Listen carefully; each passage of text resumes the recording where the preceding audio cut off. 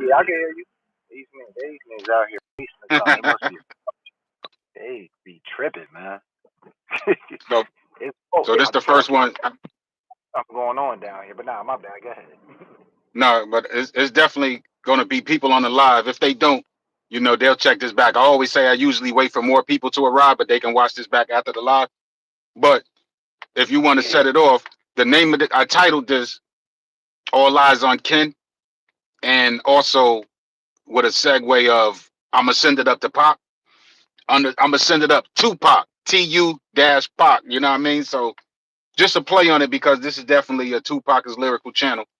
You know what I mean? So I want to ask you a quick question. Do you feel that before we even get to the battle, do you feel that Kendrick picked up where Tupac left off as far as the message is concerned, and whatever else you feel like you want to add to that? I definitely feel like he picked up where he left off at without question. I know we spoke about this a couple days ago. Like the the guy was born the day after him, and according to some knowledge that you gave me a couple days ago that I was unaware of, he was in an interview where he said he was a 9 year old when he was on the set of was it California To Love, to live and die in L.A. to live and die in L.A. As a 9 year old watching that, and then to see his Tupac whole life transpire, and literally to pick up those plans from more of a conscious perspective, strategic, angle wise, like just I mean, as a lyricist and as a thinker, as a chess player, I don't think I've ever seen anybody do it any better. You know what I'm saying? Like I definitely think he took the mantle, man. Like he took the torch and he carried it to a height that we just now seeing. You know what I'm saying? Like we've never seen something like this. We never seen somebody move in battle strategically like this. And the funny thing about it is, bro, people are still unpacking angles that they didn't even see beforehand. Like I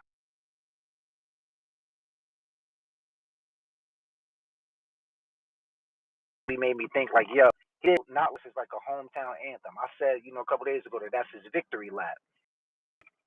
And then the thought came like, yo, even if your boy rebutted in similar fashion, because they going tit for tat, they throwing jabs, and people kept saying like, yeah, I want to see a knockout punch, and he gave him the knockout punch, but he took it home. If Drake had to take it home, what does a Toronto rapper sound like? Mm. Now that's a what fact. they don't have their own sound. So you couldn't even rebut. This is what he meant by, like you can't imitate this violence. This is American culture that you imitating. And that was it. That was it. Like I said, they still unpacking angles, man. It ain't doing nothing but getting like, like more in his favor. But yeah, yeah, he started like, he took Tupac pick up the plan, bro, and took it to a place that we couldn't even imagine. That's a fact. It's something I should have had it ready already, but it's something that I want to read because uh, when I say, did Kendrick pick up where Tupac left off? And there was a particular person, and hopefully I'll be able to go to the channel. There was a particular person. Let me see. Was it live? It was live, and I just want to read this comment to you because we about to go in though. But I just want to read this comment to you and tell me what you think about his opinion. Now, let me see. I agree. I agree. Facts. Yes, Kendrick Lamar. Boom, blase, boom. Never, please stop making the post disrespecting Pac, please. All right, here we go. I don't know his name, but it says 1272 JFC. So he says the name of the video was called um, Kendrick picked up where Tupac left off, and I went live the same day Drake dropped. What's it called? What's the name of the joint? The Heart Part 6. You can hear me? Yeah, I can hear you. I was just trying to move the sound to my phone. I just had to go upstairs and grab. My little dude real quick. But nah, go ahead. I'm listening to you. So this dude, this dude said when. So the title of the video was called "Kendrick picked up where Tupac left off." So some people always reply to my posts or to my videos, or in general, a lot of people reply emotionally to the captions. A lot of people, in my opinion, reply emotionally to clickbait. You know what I mean? And sometimes they don't even give a clickbait video a fair chance based on the title, because sometimes you just gotta listen to the content and see what they're saying. You know what I mean? So this dude Right. says his response to this is never. Please stop making posts disrespecting Pac. Please. And I told him, you don't make sense, fam. Tell me what you disagree with. And he says, you don't make sense. He's not even close to Tupac. Nowhere near Tupac. He said, Ah. Tupac was he said Tupac wasn't beating up women. Where did he pick up where Pac left off? Mm. And Pac, and he said Pac never beef with no Pac, and Tupac never beef with no popular rapper. Yeah, now hear that last one. Now my response to him was, my video is about Kendrick Lamar continuing Tupac's message. I said musically and lyrically, he is the Tupac of this generation. I told him to stop replying with emotions, step your comprehension game up as well. You talking about gossip. You truly not making sense. And then he comes, well, musically and lyrically, he ain't does or whatever have anything close to Dear Mama, So Many Tears, Pain, etc. And I don't care that they are both Geminis. And then he says, the final thing he says, y'all will be the same ones next week disrespecting Tupac. He's telling me on the Tupac channel that I will be the same one next week disrespecting Tupac, calling him fake and gay. Now all of a sudden Kendrick is the next Tupac. No way. So it's just like, yo, this dude comprehension skills, you know what I mean? The comprehension skills and the fact like, yo, bro, this is a Tupac was lyrical channel, fam. Right. And I'm expressing to this dude is Kendrick carried the message of Tupac, and Kendrick himself said that he had a silhouette, a spiritual visit from Tupac in a dream, telling him, Kendrick, I need you to carry this. I need you to carry the music. I need you to carry the message in your music. Right. You know what I'm saying? So Absolutely. if Kendrick is coming out of his mouth, his own mouth, telling people like, yo, I had a dream that Tupac told me to carry the message. I never said that Kendrick is the new Tupac. But although it may sound contradicted when I say the Tupac of this generation, I mean message wise. Because now this would apply to the Drake and the Kendrick battle when Tupac tells you when Tupac was in prison. And what did Tupac say? Tupac said, yo, don't just bob your head to it. Listen to what they saying and tell me if it's real. Don't just bop your head to it and hold us accountable. So everything that Right. Kendrick Lamar did to Drake in this battle, did he not did he not try to hold Drake accountable to the bullshit? Didn't Kendrick Lamar say, yo, I'm with the culture feeling? Absolutely. Notice I Or said go ahead, brother. nah when he just said notice I said we. I'm with the culture feeling. And let me just give a shout out to Rodney Higgins in the building, the Shadow, Lionheart. Somebody said that's a Drake fan. Real Tupac fans are. Oh, I guess he was responding to the dude. I was reading the thing.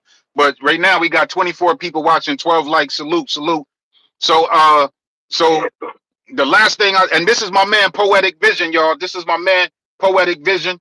Dermel Deezy in the building, Jay in the building. So this is what I'm saying is like, so he carried on the message in his music. The dude said he doesn't have a So Many Tears, a Dear Mama. Like, yo, what was the song that Drake responded to? What's the name of it? Mother, I'm Sober? Or what's it called? The Heart Part 6. No, no. The one that Drake got the information from Kendrick. Yeah, Mother I Sober. Mother, I'm Sober. So Where do people think Kendrick is getting these kind of ideas to be so introspective, bro? From a Tupac, in my opinion. Now there's other rappers as well, but for Tupac to create songs like Brenda's Got a Baby, you just give me one song by Kendrick, PV. If I say Brenda's Got a Baby, what in Kendrick's catalog would be comparable to Tupac's Brenda's Got a Baby? Ah man. Ooh. Brenda's Got a Baby. I It mean, the can be first any type of storyline. Go ahead, brother. any type of story.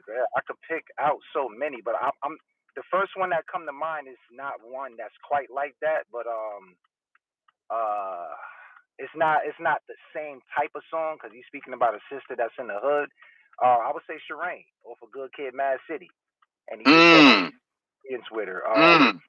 I could even go to ADHD, one of his popular tracks, when he talking about tripping out with his generation and they not listening and they got ADHD and like they just need the drug to take him away. Like the kid is, he been doing this since Section 80, fam. Like he got, in my personal opinion, it's just my personal opinion. I believe that he has five classics. That last album, the mental health album, if people are going back listening to it, I notice it's in the top Billboard 200 now. But if they really go Mm-hmm. back listen to that, bro, and pay attention and see what he laid out a blueprint for you to get yourself mentally healthy, like the tap dancing and all of that in it, the poetry that's involved in it. Like it's just like it's a therapy album. It's a therapy album to help you get through your own issues. And yeah, I like I said, bro, cracking my top 10 is difficult. I've been a hip hop head for quite some time now, so I've had an opportunity to listen to multiple people that came before me and all those that came after me. After this battle, especially, this kid cracked my top 10, no problem, bro. Like he top five actually. Yo, He and I'm glad you brought that up because I want to explain my top five. And it seems like Kendrick was in my top 10. And I'm very it takes a lot to impress me, bro. You know what I'm yeah, saying? It takes a lot to impress me. So from the time of Tupac's death, I was already a fan of Jay-Z. I'm gonna be real with you. I was already a fan of Jay-Z when Tupac was alive. So that means and if I was a fan of the Reasonable Doubt album and the two songs that weren't Unreasonable Doubt, which was In My Lifetime and I Can't Get With That. I was like, oh, dude, I like Homeboy. He's nice. Because it takes a lot to impress me. You know what I mean? Especially where I'm coming from. Rakim, Coogee Rap, Big Daddy Kane, KRS-One. Like the four major Mount Rushmore rappers, so to speak. Even Kumo D and Slick Rick. I can't forget about that. These people impress me, and maybe they impress me so much because it was in the beginning stages like this is all refreshing. But I even recall as a young brother, as a young dude, when I'm listening to this, I'll be like, I was saying to myself, like, depending on who the artist is or whatever I was listening to, I was saying, like, yo, that shit corny. And you know what I mean? But what do I know?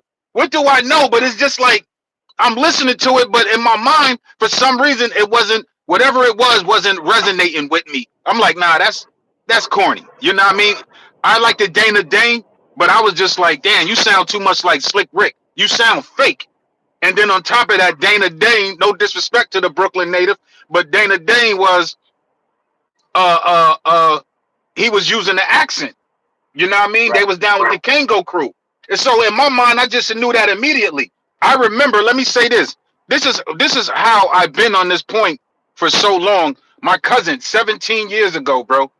17 years ago in 2007, my cousin came to me and said, like, yo, you heard this new nigga Drake? He down with Lil Wayne and them. And I was like, yeah, I heard a few songs. I said, I don't feel Homeboy like that. I said, I don't feel him. I said, he was like, what? Like, how you don't feel him? I said, fam, I'm not able to gravitate to him. Like, he's not captivating me. He's not pulling me in. So for the next now notice I said 17 years ago, bro. So the next right, 17 years, I said that nigga gonna be gone by next year or some shit. I was clearly wrong about Drake. I was clearly wrong because I didn't know that he was going to last this long, though, bro. But I just had to acknowledge his consistency, if anything. You know what I mean? I had to acknowledge I wasn't following him. I didn't even know he was from Canada until he had a beef with Common Sense when he said that Canada dry shit. I'm like, oh, Drake from Canada?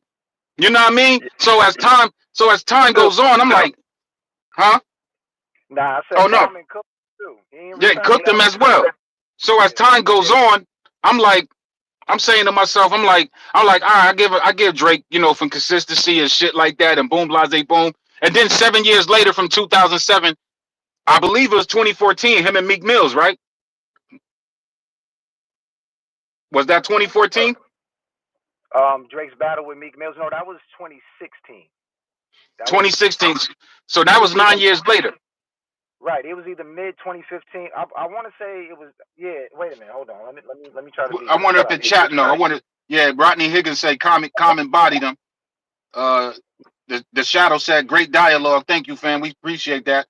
Yo, let us know, chat. Yo, what year did Drake and what year did Meek Mills and Drake beef? But nevertheless, let's just say it was 2016, right? I was a Meek Mill fan. I was feeling Meek Mills, even though a lot of people was like, yo, he got that loud ass voice. You know what I'm saying? But I was feeling him. So I was like, Meek Mills has some shit, dreams and nightmares. I was bumping him. And then when he got into it with Drake, I was just like, oh, Meek about to body this nigga. He from Philly. You know what I'm saying? I said he a Philly rapper. I seen videos of him battling. He been in the studio with Cannabis and other battle rappers and stuff like that. This is Philly. So when Drake did that first one, what was the first one called? Charged Up? I was like, oh shit. I was like, Charged oh, like a. I mean, the beat was more softer. It didn't come off like no battle beat. Like I understand the idea and the direction he was going in, but like from where we come from, battling when you hear like and it was yeah. I'll just say for me, Charged Up didn't hit. When Back to Back came on, I was like, yo, like that was now now chocolate. now yeah, keep that in mind. Now keep that, don't blow it yet, but that back to back, like back to back. I like that record. Let's get back to that record. Like, but let's not Yeah, talk about it just yet. I just want to say this, bro, about the captivism, and then hurry up and express my top five when I uh, express about this captivism. So I'm gonna be real brief. So when they had that battle and he had the back to back, I was surprised. I was just like, yo, Drake won. I was surprised. So my cousin was like, see, I told you that dude Drake ain't nothing to rock with. So I was just like, I was shocked. I'm like, all right, man, salute to Drake. He got that one. So after that battle, I had to respect him. Even though, but within that battle, this is when I found out that Drake had ghostwriters. So that's when I heard Quentin Miller. I heard the reference track. I'm like, hold on. I'm like, yo, this dude got ghostwriters? I'm like, oh nah. That no wonder I ain't feel his dude. It's something about it. My point is what I was saying earlier, the way I gravitated, and it takes a lot to impress me. He wasn't really impressing me with his music. And then when to find out he got ghostwriters, and then that like solidified why my spirit or whatever, this energy, like, yo, he ain't really hip hop, my nigga. He ain't really hip hop. When my coach, like, I was saying that shit to my cousin in 2007. I'm like, I don't really feel like dude like that. So as time goes on, but I find myself in the club dancing to Drake, dancing with shorties that like Drake music. I find myself to that shit. And then fast forward to 2024 to this battle. And then, you know, Kendrick just did whatever, dismantled this dude. And right. I told my cousin 17 years later, I'm so glad. Respect to Drake. Respect to Drake for holding it down musically with his hits. He got maybe 180 hits, literally, bro, from I ain't 2007 to go ahead. 2024. So this the last part, PV. So I said, yo, salute to Drake. But I told you 17 years ago, I ain't really feel this dude. I wasn't a big fan of him. I respected his music. But I said, as of right now, I'm so glad I never became a part of that shit because I would have hate to be defending a nigga that got ghostwriters and he got what, PV? A ghostwriter for what song? Back to back. He Back got to to go back. back to back with my man Daylight, and a lot of controversy over it. It's not just that, man. Like people is now digging into his spirit, really digging into his background. A lot of people saying he borrowed flow from another unnamed dude that just dropped a video. He borrowed Quentin Miller's entire flow, voice wise, vocally. This is just what like what folks are saying, but it's valid because when you go back and listen and draw a comparison, it's super super similar. Now, what I was saying with me not being that nice is like, yo, when you come into this game saying first name greatest, last name ever, and then we find out you got ghostwriters. I don't know what era. Like, this era has evolved. I'll say that. But I don't know what era people would ever credit any ghostwriter. You eliminated from the conversation. Just straight Facts. eliminated from the conversation, bro. But you make you make music, you give people something to jingle and dance to. It alters their mind. It just has them thinking like, all right, this person has to be great because of this or because of that. Now, shout out to the folks that he signed to over at UMG. I'm never mad at people for taking care of their own people. We know he part of the Dreidel gang. That's his folks, and it's cool. I got zero issue with that. But when you getting extra perks as an artist above those in your peers, or Angel when you Hall. position Mhm. to what K. Dot said when he broke down that Atlanta history, man, people don't understand the gravity of what he was talking about. They gonna figure it out, and they really it's gonna click after about a month or so hits. Because now people is literally going back looking at this dude's pattern of what he's been doing. I've never really been a fan like that. He got a couple songs and I'm like, yo, that beat really captivated me. I like the direction, like on Pound Cake, when his part when he was talking about his relationship, or From Time. I like songs like that. But a lot of the other Mhm. stuff, when he started to switch up and go here and do that, it's just like you doing a lot. It's like you usurping everybody's energy that you jump on the track with, but you're masking it with I'm doing you a favor. You know what I'm saying? So when the execs at the top is giving this dude all of this credit, and they just giving him these extra perks, and they putting him out in the forefront. And I'll Mhm. give you another example for that. Numbers wise, he didn't do as well as Heroes and Villains did with Metro Boomin. I'm not even a big Metro Boomin fan, but when he tweeted out like, "Yo, it's crazy how across every metric, Metro was winning the categories, but Drake still got the award." You know what I'm saying? So that says to me like, "Yo, somebody is planting you there." Yeah, Mm. I Mhm. tell, but where we come from, we call that an industry plan.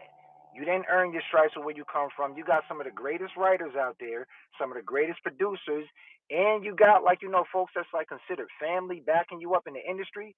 They just signed Drake to a $400 million deal, a lifetime deal. He has to put out two records or two albums every year now, and this is why he's trying to step on tracks with different people. Whoever's Mhm. hot, he's endorsing that person for whatever reason because this is the money that's attached to him. So when K Dot went up against this dude, it wasn't just him. He was going up against the whole industry.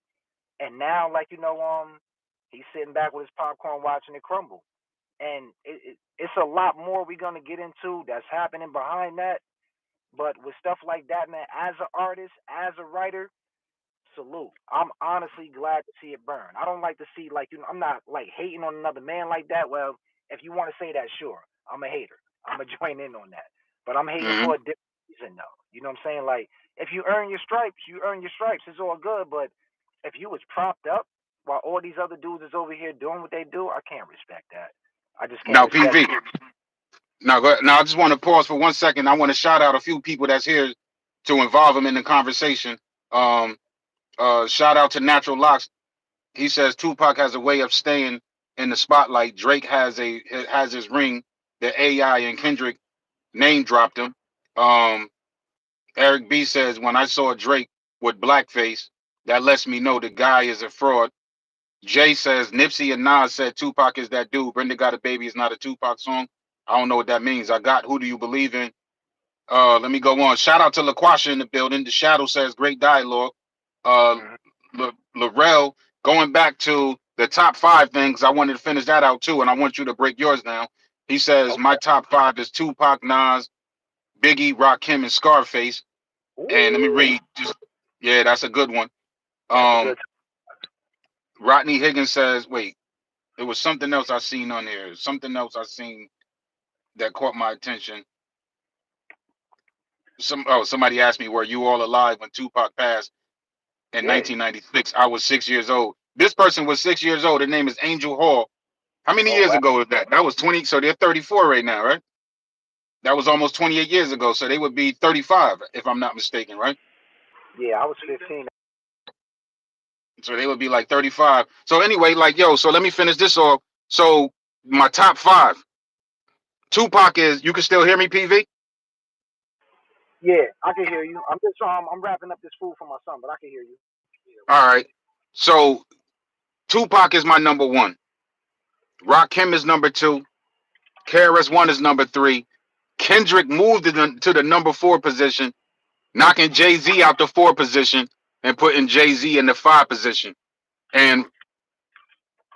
And reason being is because when me and you was on the phone and I had to revisit not only that, but the battle, the battle as well, because Kendrick has been in my top 10. I have said many times on here, and you know, and I said that to you. You know, I'm a day one. I don't want to necessarily say day one, but when Good Kid, Mad City came out, I Yeah, became a Kendrick fan in 2012. I didn't hear the whole album of Section 80. I did. I love that shit, Rigor Mortis. That shit is fire. And the ADHD. Did I hear the ADHD or that's from another album? But nevertheless, so yeah. That's then go ahead, bro. nah. Go That's ahead. what you That said. Section 80. All right. So and then when I revisit the bitch don't kill my vibe shit, and me and you both sat there and listened to it. And I Yeah, was just like, I was listening up in the cloud, me and my spouse. I'm listening to Jay-Z. I'm just like, all right. And then when Kendrick came on, and I was just like, now, mind you, that song came out 12 years ago. the word is So I'm bond. listening to this shit 12 years later, and 12 years, Kendrick Lamar is 36. So he was 24 at the time. So I'm just like, wow, this dude is a beast. This dude is a freaking beast. Like, I've been saying that shit. So Yeah. when the battle goes on, and I'm just listening to um Euphoria was crazy. 616 was crazy. All of Uh all of them was crazy. Meet the Grams was crazy. And them. definitely Not Like Us was crazy. And I'm just like, yo, this dude is still a beast. I'm like, I have to move him up now. There comes a point in the time where he gets moved up. So a lot of people would say, like, yo, how you got Kendrick over Nas, over Biggie? Some Yeah, might that's say crazy. over Jay. Some will argue like, yo, why do you have Tupac over Rakim and KRS-One? And I'm gonna briefly explain that because I don't have Tupac over Rakim because I think Tupac is better than Rakim. It's not that. You know what I mean? Rakim changed the game. So respectfully, he's at number two. But there came a point in time to me where Rakim, as Tupac was coming up and Rakim was already right here. Like, say this right here is Tupac. My right hand is Tupac, and the other one is Rakim. So Rakim was right here, and then Tupac, like when he was coming up, he was coming up. But then it came a point where Rakim started going down, like about 92. So then it came to a point Yeah. right there, and I would say that based on it was the production of Rakim's album. I told you when I was young, I used to say to myself, I'm like, oh, that's kind of whack. I don't know where it comes from, but I like what I like.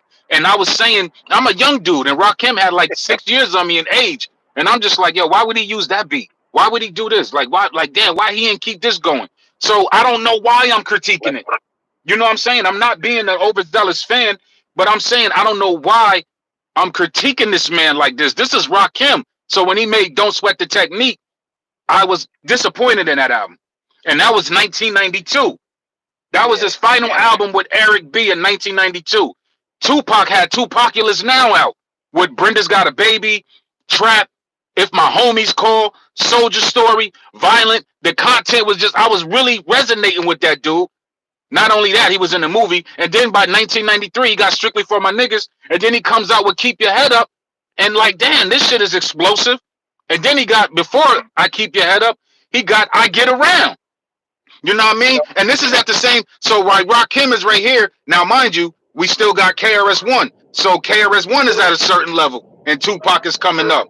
So it's like, it was like, you know, KRS-One and Rakim was still under KRS-One and possibly Coogee Rap. Big Daddy Kane, I've been dropped him off. He's in my top 10, if not top 20. I'll talk about that shit another time. So I'm gonna try to hurry up and run through this. So my point is that Tupac kept elevating, and by the time he got to Me Against the World, an album that he wrote twice in 1994, and when I heard it, I was just like, oh my god, this is a dramatic difference from Tupaculous Now from 1991 to 1994. Literally, I say 1994 because Tupac was in prison in 1995. That album spent 4 weeks at #1. And I heard If You Die Tonight, Dear Mama, So Many Tears, Death Around the Corner, Lord Knows. The shit that he's saying, I'm like, oh, he had me truly enhanced. He had me truly engulfed in his music. He had me captivated. I told you it's about the captivation. I was just like, yo, this dude is nice.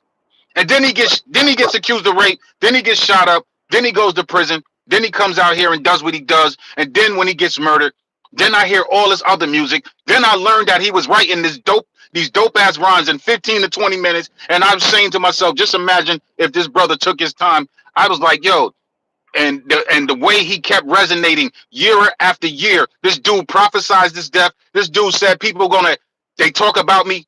People fear me. They talk about me after I'm gone because they fear me in the physical form. He let out so much prophecy and shit, so much shit to this fucking day, even in this damn battle, that I had to put Tupac at #1. I just had to, just based on the kind of music he made. And he was a dope ass lyricist. And I'm gonna say this, and I'm gonna pass it to you. But no, there's no interview out there where people talk to Tupac about him being a good lyricist. There's none. They'll ask Tupac questions about what's going on in society or what's the drama that's taking place in his music. But Tupac, subconsciously, he definitely wanted to be acknowledged as a dope rapper, bro. Even though he never claimed he was the best, but just acknowledge what I do. You know how many New York niggas never heard It Ain't Nothing Like the Old School, a song dedicated to New York hip hop? You know what I mean? It was like he wanted people to acknowledge how dope he was. If I Die Tonight, all this, they never acknowledged that shit. They only talked about the drama. He came home, did All Eyes on Me, and then he kind of like, whereas the discussion should have been talking about Me Against the World, nah, it was all Death Row days now. And then the Machiavelli era, and then he passes away. So I'm looking at it like that.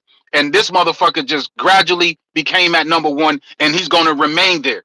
Respectfully, Rakim will be #2. KRS-One is at #3, and Kendrick Lamar. Nobody has impressed me the way he did since Tupac, and that's my fucking point, bro. That's my point. Nah, You know what I mean? For the past 12 years, this dude, and lastly, if Tupac didn't die, lyrically, there ain't no telling who would have been. He probably would have been rapping like Kendrick or whatever. He was evolving with each album, fam. With each album, Tupac was evolving lyrically. You know what I mean? Like, listen to the lyrics on Hail Mary. Listen to the lyrics on Hold Your Head. Listen to the metaphorical song of Me Against the World that he saluted Nas, or from what the Outlaw said, that inspired him to go that route. Listen to the song Blasphemy. Listen to the other Until the End of Time. Who Do You Believe In? Still I Rise. All these fucking songs that he made in 1996. Man, I better put Tupac at #1, bro. I ain't mad at you at all, man. I mean, it's definitely a shame that he passed away prematurely because we never got a chance to see what he would have up to. You know who my favorites been. I'm gonna give you my top five real quick. Um, no particular order right now. I'm not even gonna like debate the order or nothing. But I got Nas, Rakim, KRS, Kung Fu Kenny, and Andre 3000. I got Mm. three steps because I don't care what people say about. I'm just going to explain him real quick because he might appear as the oddball. You know, the other ones like outside of Kendrick creeping up in there now. They never get Tony a chance. Gomes. Mm-hmm. We explanation by them. But real quick, real brief, because I know this is not about three stacks, but he's always been consistent. Consistent. Like he never switched up. He remained himself. He's been consistent, and I've never not been impressed by his work. Now, as far as Nas go, Nas is the one that made me want to pick up the pen and write, bro. You know how I perform when I'm on stage, man. Like I take my craft with poetry serious, but I've been listening to Nas since Illmatic, but It Was Written, I Gave You Power was the track that made me pick up the pen and want to write. So in essence, he was my first influence. I wasn't, no disrespect to no other artist. Oh wait a minute, hold on. Um, yeah, no disrespect to no other artist whatsoever, but um, I wasn't really like heavy on Big. I knew Big, took over commercially, and he had flow and all of that. But Big wasn't the one, like he wasn't like I'm a lyricist. I like, not just storytelling, like the way the bars connect. It's the flow. It's like a total package. What you're telling the story about, the consciousness, how you lifting the people up. Rakim always did that. Nas always did that. KRS One undoubtedly always did that. Kendrick Lamar prides himself on being a conscious rapper. He always does that. And 3000 the same way for me. He could simplify it. He can get complicated with it. He can get musical with it, and he's not afraid to go into different channels. And the thing I respect about Kendrick, since we're talking about him right now, he moves the needle. He's not afraid to try something different. You know what I'm saying? Like, if you listen to all of his albums, he has something that's concrete about who he is, but he goes in another direction with it too. This is why, like, the Prince and Michael Jackson comparison that Prince and Michael Jackson was the spirit in this entire battle between him and Drake. If you listen to what they're talking about on every track, that's like they are the spirit in this entire battle between him and Drake. So when Kendrick is going back and forth and he was saying, like, Prince outlived Mike Jack, he wasn't just talking about in life. He talking about, like, Prince moved the needle. Prince, mastered every instrument that he played. Like, he had different sounding songs. A lot of people's favorite artists, the record companies gave those artists some of Prince tracks. Alicia Keys got one of his most popular tracks. Why Don't You Call Me Anymore? That was a Prince track. You know what I'm saying? Mm. A couple more when they come to mine. Even though the work he was doing with Sly and the Family Stone, but yeah, man, Kendrick. When I listen to this brother, and I really listen over this month, I've been listening to all three of these brothers' catalogs, the whole catalog, man. Them two brothers, like, they did what they did, but Kendrick Lamar, bro, his I mean, people just, I can't give him enough flowers right now, fam, because the stuff that he did with his intellect, with his consciousness, and his goal, with what he was trying to achieve. Everything he said he wanted to do thus far, he has done that. When he was in interviews saying, "Yo, when y'all look back and see my career, you're gonna say, look, that boy, he put everything he had into his music, and you can't do nothing but respect that." So, all these other media platforms that's trying to shoot him down, I'm challenging these and I'm trying to be nice. I'm trying not to cuss a lot of these dudes out, because a lot of these dudes be bullshitting, fam, and it's money over morals for them, man. They trying to get this and make sure their pockets is content, and not look at the morality of it and look at it from a skill perspective. This is me saying this, and y'all could quote me on this.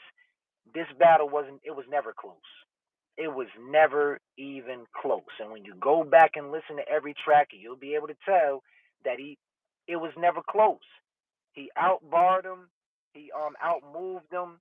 He outcharted this dude. He beat him at his own game. He outwitted him. He was ahead of the bell curve.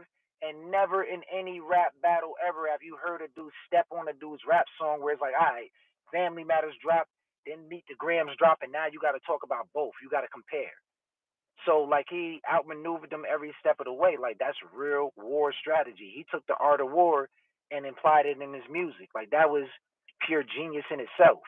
But when you listen to what's being said on each track, yo, man, all these one syllable bars that Drake is dropping is super simple. He's funny. I'll give him that. But as a poet, and Black, you know this. This is how you know you nice. If I take the music away from you, can you still carry the audience's attention? I'm a poet. We don't do Indeed. no, right? Indeed. I take the Yep. music away from you, because yeah, Drake, yo, the beat is fire. I heard people say that this entire past week or two. Let's take the music away and see what we really listening to. Because with K Dot, if I take the music away, you still gonna get a message. You still gonna hear this dude cooking you throughout the entire track. So yeah, like that's that's my outlook, with the questions that we describing thus far. And yeah, bro, like this, like I've never seen a dude more revolutionary like this since Pop. Pac was what Shock G said, he was an educated nut. He was. That's He a was an fact. educated nut, man. He had that energy. One of my favorite quotes by him is like, "Yo, I'm selling 5 million records and ain't nobody checking for me. My next move is to get into politics." The That's a strategy fact. that he was That's a doing, man, fact. he was superb. He was superb in his movement. Now pause for 1 second, PV, because we're going to get into the the skills, facts, and lies. But let me shout some people out. Zachariah said, "Great dialogue with salute to you and PV." Rodney Higgins says, "Tupac, Ice Cube, Redman, LL Cool J. I guess that's his top four." Okay, Lionheart says, "Yeah, Redman can't never forget. He's in my top 20." I love I Redman. got I gotta say that, yo, because the only way I could break down a lot of rappers, like I would have to be asked this question. You know what I mean? Because I can do my top five, but when it gets from 6 to 20 or even deeper than that, you know what I mean? Like even top five albums. Like the other day, I said All Eyes on Me. I said Me Against the World, All Eyes on Me, Reasonable Doubt, Dead Prez, Let's Get Free, and Midnight Marauders, and I totally forgot The Great Adventures of Slick Rick. You know what I mean? And I was just like, damn, I might have to move one of those out of the equations, to fit up there because that's also a great hip hop album. But anyway, that's just But if you present all these albums to me from albums from 1 to 5, I can give you my five. But from 6 to 20, I gotta look at the list because that's when the shit gets difficult of Yeah, placement. You know what I'm saying? So Jay says, according to hip hop, New York City, Biggie is the king of New York. Joseph Strawhorn, he said Tupac, Face, Coogee Rap, Redman, and Spice One is his. Um, Terrence genius. Robinson says, I can't really take anything serious that ain't even got Pac in their top five. He should be number one on everybody. He should be number ones on everybody's list. Let's see what happens when he no longer exists. Fuck this. It's like, nah, I just threw that shit in. Um, Everett Mark says, shout out to Three Stacks. Andre says Tupac's the greatest. Jay says from Nipsey, Hustle, Kendrick Lamar, all influenced by Tupac. Jay Drick says Good Kid, Mad City, and To Pimp a Butterfly was back-to-back classics. And somebody said, rest in peace to Shock G. Madman 90 said Kendrick Lamar is certified the boogeyman and the generation king of hip hop. Now, I want to get into that shit about the facts, lies, because what you said about the skills aspect of it. Now, for me, oh shit, we gotta get on that Quest Love shit too. Did I send you Ah, that screenshot? yeah, I read it already. That shit been all over social media. I'm All glad right, we did. yeah, we got to get into that. But before, make sure we touch on that Quest Love shit, because make sure we could touch on this briefly real quick because this is simple to me. So when everybody is talking about the facts and the lies, I'm listening to it for skills, bro. Right. Like I like battle rap. I watch battle rap. I don't want to say consistently like so many people, but I can name you at least 10 battle raps right now just to prove that I know Right. battle rappers, and I'm gonna do that just for the sake of it. There's Uh-huh. Loaded Lux, Murder Mook, B Dot, Daylight, uh, Charlie Clips, T Rex, what's the Easy to Block Captain, Hitman Holla, Ill Will, and let me just throw another name out there, Averb. You know what I mean? That's just 10, just to let niggas know. You know what I'm saying? A I'm with couple of you. females. What's her name? I'm not This too privy on the jazz. female's name. Yeah, this Jazz. I was thinking about her little self. The chocolate sister who got Woman of the Year in the battle. She was Right. bodying. She bodied Arsenal last year. She bodied that nigga. All 3 rounds, she bodied him. That nigga Yeah. stumbled. She bodied him. Like, what's her name, bro? But she got Yeah. Woman of the Year. She got Woman of the Year for battle rap. Forget her Ah, name. I forget her name. Shaq, But anyway, what'd you say? Shaq gonna figure it out. Oh yeah, yeah. I forget her name, but she bodied niggas. So I'm just saying, as far as battle rap is concerned. So yeah, in battle rap, sometimes you get upset. You know what I mean, with people's angles and shit like that. Like, For instance, one of the most classic battles of all time, and you know where I'm going with this one, PV. It's a classic third round from Loaded Lux. Loaded Lux talked to Calico the way Kendrick talked to Drake, and Meet the Grams, especially that Yup. last verse. In my opinion, just on a hip hop level, it had a beat to it though. You know what I'm saying? But it was also an angle.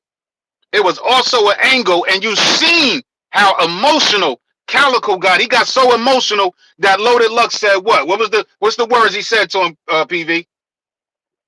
Look at you, emotional. Look at you emotional. Same outcome with Drake. The same outcome with Drake, my nigga. It's like it's like so I'm I don't know everything that Lux try to paint the picture that Calico was on some fruit booty shit when he said like, yo, he was like, we get, exhibit A. And then you show a picture of Calico skinny dipping ass naked with a bunch of men, and then Calico said, put the pictures with the bitches in there. There was bitches in there. And You then ain't on Loaded Lux track. and then Loaded Lux was like, Detroit niggas going wild, but we ain't judging though. You ain't on trial. You know what I mean? But he painted that shit just to put it out there. So it's like with Drake, now this is kind of harsh, but on a skill level, I'm still listening to skills. In the moment, I don't care about these accusations because I'm listening to it like I think Kendrick could be lying about this pedophilia shit, and because I don't follow Drake, and I said Drake could be lying Right. about Kendrick being a woman beater, a wife beater. You know what I'm saying? But I'm looking at it like the presentation of it. Would you say, Pete? Now, when you after you wrap that up, I want to comment on that real quick between both of them, because you know me, I'm a All right. researcher. Word up. So I'm just looking at the skills of it, and I heard Drake on Family Matters. He shot that shit, and I was like, ooh, because I told you, I'm fair, I'm impartial, and I was just like, yo, I said Drake got some beats, he flowing. Like I'm gonna give a nigga their props. I'm gonna give a person their props, bro. I'm not just gonna. I just can't say like just because I hate a nigga, because I don't. There's no rapper out here that I hate, really. I don't hate. I may not fuck with you, but I need to know a little bit about you just because I'm a hip hop connoisseur. And I don't want to be getting into no biased conversation and just being like, oh nah, fuck that.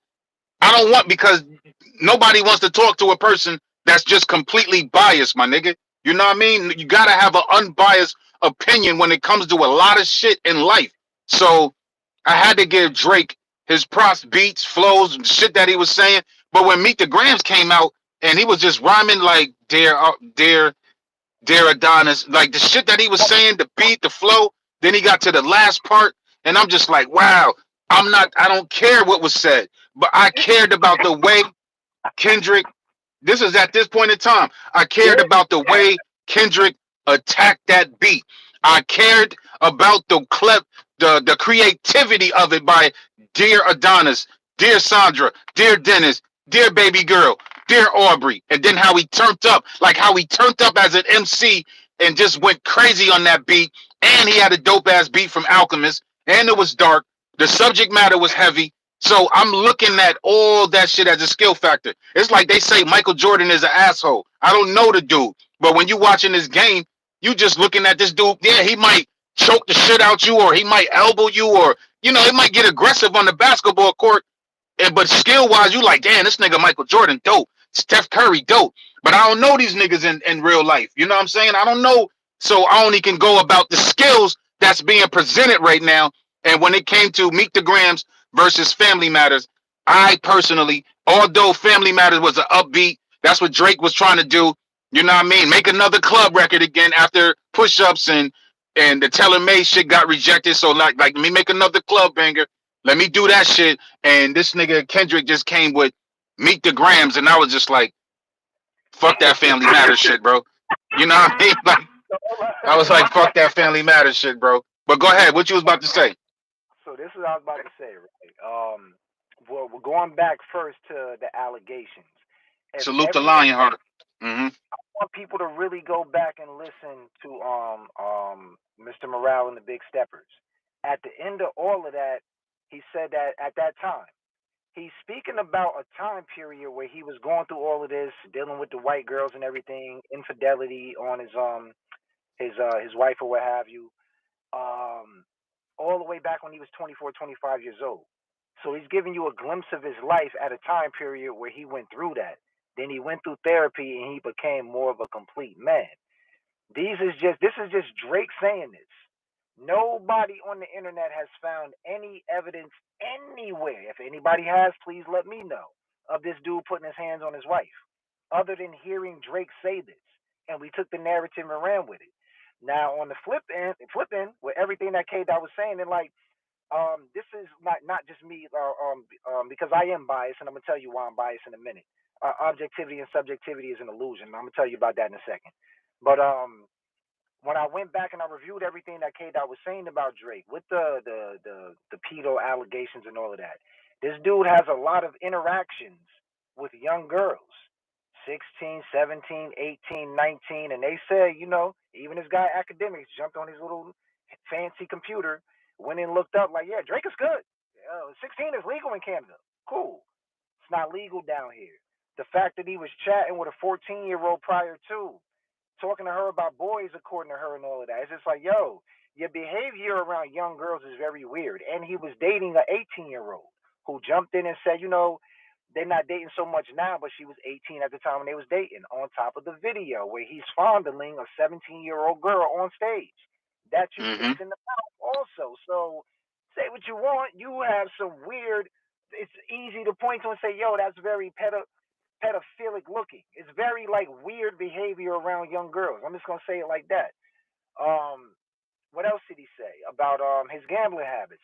It checked out. He lost 30 million gambling on something in a casino. He lost money gambling on a soccer game. So he pointed Mm-hmm. to that.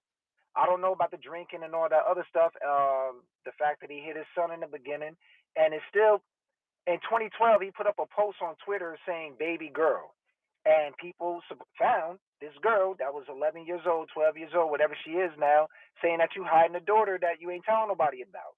And so this is what I'm saying by people listening versus not listening, right? They hear what they want to hear, they take a story and they run with it. K. Dot said the interaction that he had with a female was with some girl when he was performing on stage. He jumped on the stage and something happened where it just turned into a negative interaction. Media takeout got a hold of that story and they retold it in a way to make the girl look like the victim when K. Dot was really the victim. So when Drake is talking about like, your team tried to clean it up, Top Dog hit up Media Takeout and said, yo, we need you to rewrite this story because that's not what happened. And K. Dot was clear to that whole situation. That was the only time he ever put his hands on a female. The only recorded incident that people could find. So all of the stuff that Drake was saying about him has been debunked. Him and Mm-hmm. Dave still cool. That's his man. Like his child. Like come on, man. He was pulling at straws. K. Dot said it on 616 in L.A. It's crazy when you put money out in the streets and they came back with no receipts. I'm sorry. I live a boring life. I believe that. This nigga just disappears for 3 and 4 years at a time. I got a cousin that live out in LA. He's a producer and he's a ghostwriter. He's been out there for like 12, 13 years. Me and him had like a 3, 4 hour conversation, like in the heat of the battle when it was just like lifting up. And he told me, like, yo, you don't see this dude out anywhere. He cut cops out every once in a while and he goes back in the cut. But he said every once in a while you might see Cole pop out. He's not one that comes out often either. But Drake is everywhere when he comes to LA. He kept it straight like that. And he was saying that he felt that, he needed to be everywhere because of how he promotes himself. But that's just giving you the dynamic and the breakdown of both of their lifestyles and how he interacts. It's hard to get receipts on a person that's not out there like that. He really trying to Mm-hmm. push make music to my knowledge right now, right? Now let's fast forward to something else you was mentioning. Shout out to the person down there too that mentioned 3D Nate T. She's fire out of New York. I think she's the best MC out of New York Oh yeah, I right follow her. now. 3D Nate T. Word up. Mm-hmm. Fire. Her and And Lady she Luck. and she and she's sexy and thick. Yeah. But you got mentioned something else about Kendrick. Like so with the Family Matters joint, right? I went back. In the moment when I heard it, it was a moment. I real rap like yo. In the moment, I'm like yo, he going crazy. But in retrospect, when I go back and listen to it, and like 'cause we passed that point now, I'm just like yo, hold up. it's okay. You got some stuff you're saying in here, but you spitting stuff real fast on your second verse in there, where you just saying like you in a souvenir shop. It's like, yo, did this nigga really just say that? Like, and that just went by people's ears because he's saying it real fast. And then you fast forward, what I do like is when he said, get it, you got it. Know that you in your juice, get it, we got it. Know that you think you big some Jews. I thought that was funny. But as far as like knockout flow, he got no knockout flows on Family Matters. You playing it right now. Graham didn't really have to rap. He was just talking to him, bro. He got into that man's soul, diabolical. I thought Mika Grams was a knockout blow, and I thought Not Like Us was victory lap. Now, who was the victory lap? Not Like Us was the victory lap. Not Like Us was like, you should never rap against this dude ever again. I mean, bro, down here in Atlanta, shout to the chat. I live in Atlanta right now, right? Bro, I'll Mm-hmm. roll by a club and you can hear it outside. OV like hundreds of people chanting it. So just imagine, when have you ever been in a club and people play a song like that for a PDF style character and they sit like singing the lyrics? They got their own dance, man. Yo, now No. but we got a few more minutes. Because I'm an old man. I got to get up early. But real quick, I want PKR, my man PKR. He's always to the channel, but he says I don't care about Drake or Kenny. Just on some rap shit. Uh, Drake was better. That's it. Yo, PKR, I just want you to explain. He says to each his own, and everybody don't come at PKR because he's a regular on this channel. PKR PKR is a regular on this channel, so I just want to know why he feel that way about Kendrick Lamar though. But so why if PKR can hear me, just write that in the chat. Why you feel you don't care about Drake and you don't care about Kung Fu Kenny, but you gave it up to Drake. That's just talk about the Drake aspect. Now PV, this is from Questlove from the Roots, and I want you to elaborate on this. Now this is what he says. Nobody won the war. This wasn't about skill. This was a wrestling match, leveled, mudslinging, and takedown by any means necessary. Women and children, and actual facts be damned. Same audience wanting blood will soon put up rest in peace posts like they weren't a part of the problem. Hip hop is truly dead. How do you feel about that statement? So I mentioned earlier, right? This is where money over morals starts to click in, right? Drake got a $400 million deal. That's a big deal. It's probably the biggest rap deal in history, right? So those labels want to recoup that money. So they need Drake to have a squeaky clean image when he's out there doing what he does. He has endorsements with Nike, with some liquor company, and a few other endorsements. You got to have a clean image, right? And a lot of people have their hands in that pot because they do business with UMG for whatever reason, right? And the way they look at it is like any individual that has went up against a label has not lived. You know what I'm saying? They haven't survived the going up against a label or what have you. So what he's saying is by people that have yes, Losing reception. Can you yeah, hear no, me? I can hear you. I'm just saying the music is a little loud. Oh, it is. Yeah, I I ain't can even. hear it. Oh, damn, my bad, my bad. I ain't even. Hold on, let me turn it all the way up and tell me what you hear that? I can hear it. Now it's Oh wow, word bond. Like I didn't even realize it was playing until you said something there. But it was only at number one. Damn, you got a good ass fucking phone. You got some 20 72 aliens on Jupiter fucking phone, nigga. it's the iPhone 12, bro. That's all. Oh damn, that shit picked up this little Android shit. Go ahead though, But bro. but yeah, nah, with Questlove though, man, he's saying that I guess in his mind he's thinking that it's gonna come to bloodshed because K Dot going up against the industry, fam. He going up against the industry. And he is really like tearing this dude apart right now. Like he's losing sponsorships and everything, so he's losing money. And they're looking into these allegations, and he was saying like, it won't be long before they raid his house. So they doing damage control, and I think Questlove is a part of that damage control. On top of the fact that they benefit from these dudes, doing whatever it is that they do, and I don't think Questlove is thinking about it, and I don't think he cares. This one I think is money over morals. These dudes done gave Drake a percentage of all the publishing to the artists on UMG, or they top artists, in fact. Like it's select artists, a strong portion. I want to say almost all of them. He gets a percentage of all of their streaming income, and he has the power to say yay or nay if those individuals get put up on radio. Like when Metro posted the email about him sending a cease and desist on the Like That record, well, yeah, you're gonna send a cease and desist on that record because it's attached to them. Metro was down with UMG also because it was trending at number one, and it's gonna shape an opinion about who you really are. Thus, it's gonna like take money away over here. But yeah, like why? Just going back to why Kendrick did what he did, fam. Like for an individual to have that kind of power over other artists just for the sake of wanting to be respected in this game, and you could say Mm-hmm. yay or to their projects, the artists are enslaved to you at this point. They don't have the freedom. Like you can literally like shut down somebody's money financially as an artist. That's Mm-hmm. slavery.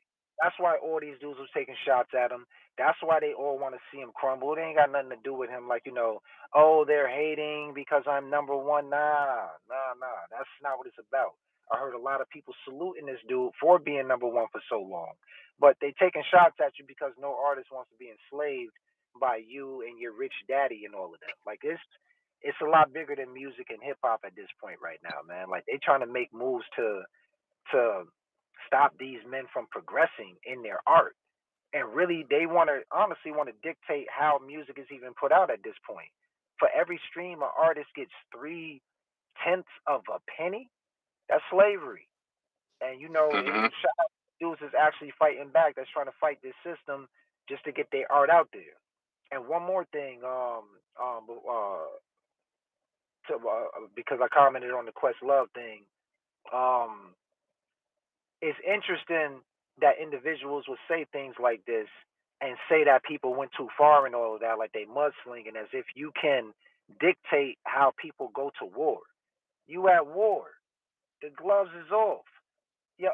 Anything's liable to happen. Like there are no rules to war, or all's fair in love and war. So for people to want to dictate how you go to war, that just shows you where they at mentally at this point, man. And K Dot, he gave them every opportunity. He said, "Yo, we can keep this a friendly fade. Just keep making me dance, waving my hands, and there won't be no threats. Don't tell no lies about me. I won't tell the truth about you.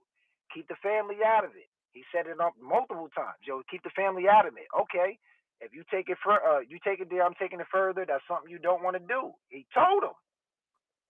He kept talking about his family, so he took it all the way to hell.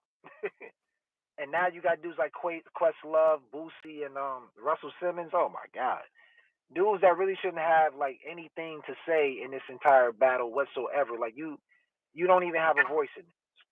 But yeah, that's how I feel Now, about Questlove. now let me express this about Questlove, and I'm gonna go try to go in with it short on time. So he says nobody won the war. So I didn't look at this shit as a war. You know what I mean? I looked at this shit what we've been calling it since day one, a battle. You know what I mean? You could say the war, like you could say what Nas, like people say Nas won the battle, but Jay-Z won the war. You know what I mean? Like I don't, that's whatever. That's how motherfuckers feel. Um, I look at it like this is a battle. This is a battle. Even though my nigga Tupac said this ain't no freestyle battle, or you niggas getting killed. That was just different. That shit wasn't. That was different. This dude was accused of rape, shot up, and anybody that was aligning themselves with Biggie or whatever else, like this is a young dude 23 years old at the time, saying this shit, but he came at niggas and shit like that. He was just serious about it. Like, but nevertheless, my point is, when we talk about battles, Kumo D battled Busy B. Kumo D battled LL. MC Shan battled KRS-One. Jadakiss battled Beanie Siegel. 50 Cent battled Ja Rule. Now that right there could be on a different level because of the beef and shit like that. But still, the key word that you're gonna hear more of is battle. So this wasn't no war, it was a battle. And then the second thing he says is this wasn't about skill. The hell it wasn't. The hell it wasn't. See, now he's only a year older than me, bro. So when you like, you're doing a disservice.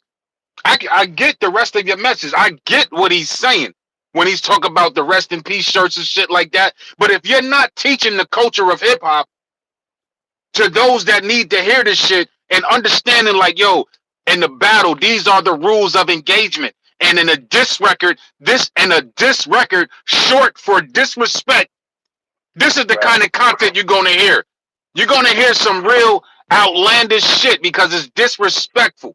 Now it's up to you to keep it non-violent. It's up to that artist, and that artist, they got to control their emotions and don't fight it out. If you do going to fight it out, then the best thing you should fucking do is train and go in the motherfucking boxing ring. If anything, you know what I mean? If anything, go in the boxing ring with that shit. And also talk to your entourages. Calm them down like, yo, nah, don't go there. These are just fucking words, my nigga. Sticks and stones will break our bones, but words should never fucking hurt us.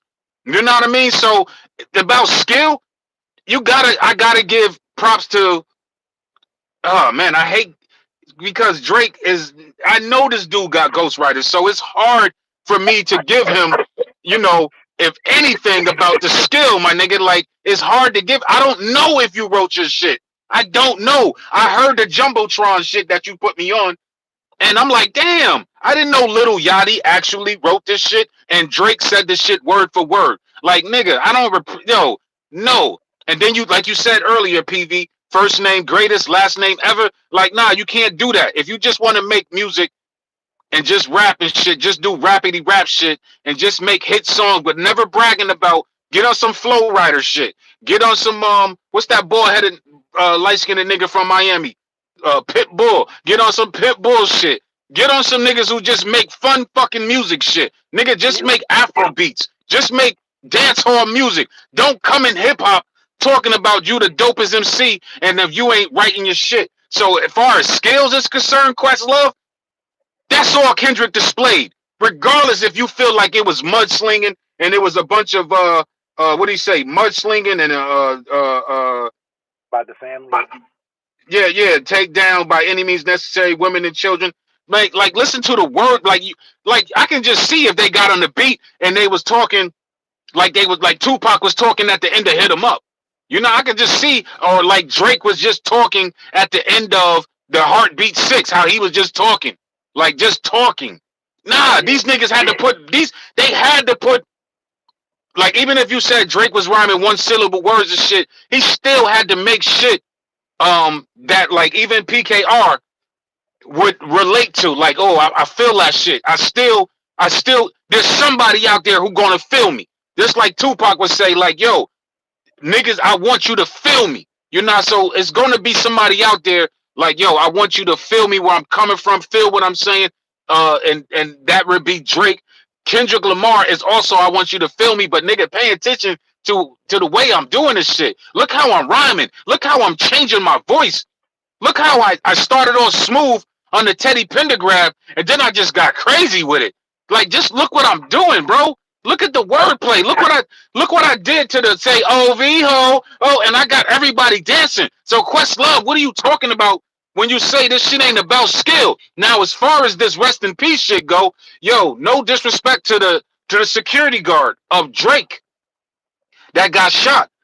I don't know the brother. You know what I mean? And I hope he pulls through. You know, you just doing your job. So, but your man, from what we understand, you know what I mean? For what we understand, you know, and this correlates with what Questlove is saying. But nigga, don't try to put that blame on Kendrick Lamar or his fans, because I'm going to assume, like, me and you are fans of Kendrick Lamar, bro. And if we know Kendrick Lamar is a conscious rapper, me and you are conscious MCs, conscious poets, or whatever, we're not doing that kind of shit to jeopardize our fucking lives. We're not trying to be incarcerated in the white man's hellhole, bro. We're not trying to get locked up like that. You know what I mean? But we will defend ourselves. But from what I understand, Drake's team or whatever, they got beef with the Weeknd and this dude Cash XO. So his house had got shot up like a week or two ago.